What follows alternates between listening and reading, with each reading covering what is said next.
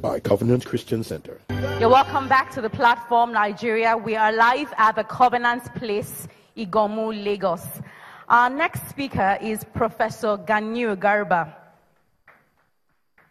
A round of applause, please. Professor Garba graduated with a first class in economics from Ahmadu Bello University, Zaria in 1984.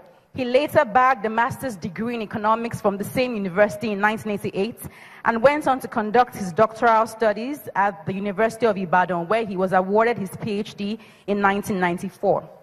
Professor Garba is currently the coordinator, Center for Growth and Development, Ibadan.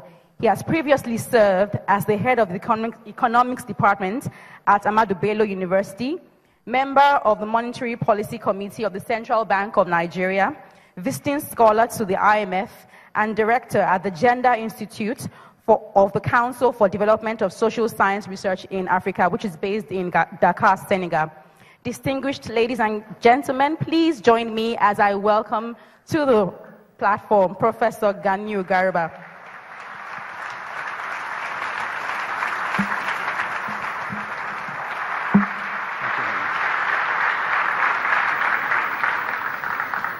Thank you very much. First of all, I thank God Almighty for the privilege and the grace to speak at this platform at this time. I also thank Pastor and the Covenant Christian family for making this possible.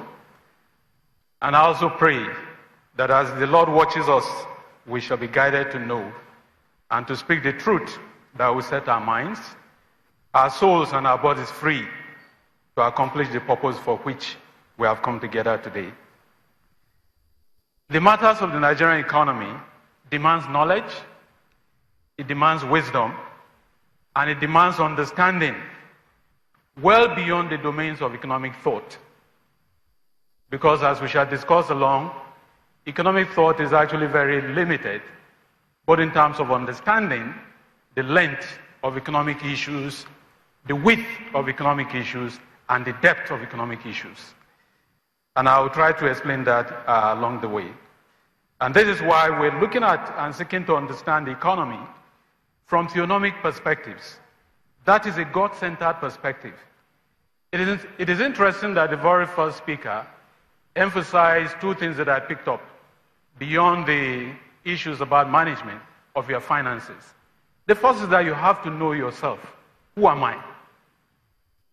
And the last part of our presentation was that what matters are not actually the money itself, but the relationships within family and the relationship with God. In the final analysis, these are the things that count. And then the last speaker emphasized the need to have understanding. If you want to be an entrepreneur, there's a need to have understanding. I believe that what we need to understand are much longer in terms of the historical context of the evolution of the global economy. And also we need to understand the relationship within the countries today. And we also need to understand deeper issues that are more than material issues. Spiritual issues are important because they are the foundation and the essence of humanity. And that is why I see the problem beyond the issue of just an economic problem. The issues are much wider and deeper than the issues of just economic problems. And even the economic problems itself, we will not have understanding of economic problems if our focus are myopic and short-sighted. Because what exists today is a process that leads today, and the state of today will condition tomorrow. So we must understand how we got to where we are before we can understand where we are, in order to help us understand where we are likely to be tomorrow. So let us lay some foundation quickly. By October 1, Nigeria will be 57 years. Within this period, we have had 4 development plans, we have had a structural adjustment program, we have had several rolling plans, we have had MTEVs, we have had 7-point agenda, transformation agenda, and a lot of plans and programs and agendas. And if we were to look at where we are today by the data, many of us will be discouraged. But this talk that I have is not about discouragement, but it's about being positive It is about being truthful so that we can have a conversation that is not limited by that is not discouraging, that also is not sugarcoating the reality that then tends towards the deceitful. Because if we don't have truth, because we emphasize that we need the truth to set our minds and our souls and our bodies free. Because without that freedom, it is difficult to see clearly. It is difficult to hear clearly.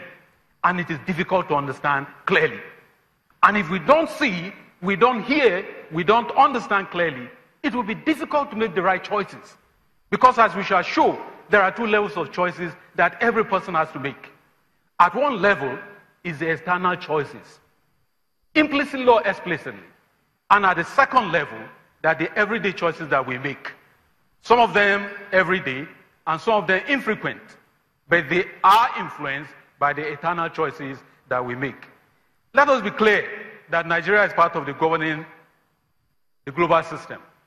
And let us also be clear that this global system has a governing philosophy that makes national and individual economic independence difficult, not only for small economies, but even for citizens of large economies. And that is why we see all over the world today, there is discontent everywhere in the world today. And that discontent is shaking up political processes in different countries of the world. We need to understand the causes of that discontent. The origins of that discontent must be clearly understood. Because if we don't understand them, then we cannot be able to see the way the world is moving towards. And as usual, we'll enter into the global discourse as followers, rather than people who set the agenda of the global discourse. Now, if you look at some of the data, we'll find globally that only 17 to 26% of countries are classified as developed.